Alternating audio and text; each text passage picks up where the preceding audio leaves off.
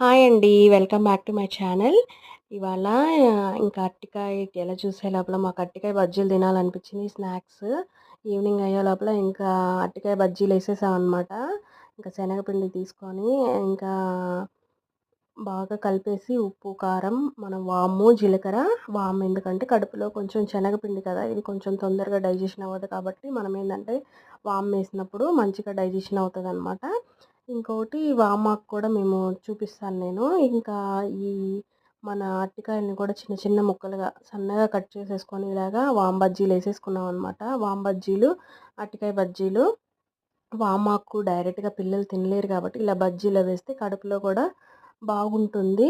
అరుగుతుంది కూడా చూడండి చాలా బావుంటది. ఘాటు అనిపించదనమాట. ఇలా యేసుకొని తింటే సూపర్‌గా ఉంటాయి.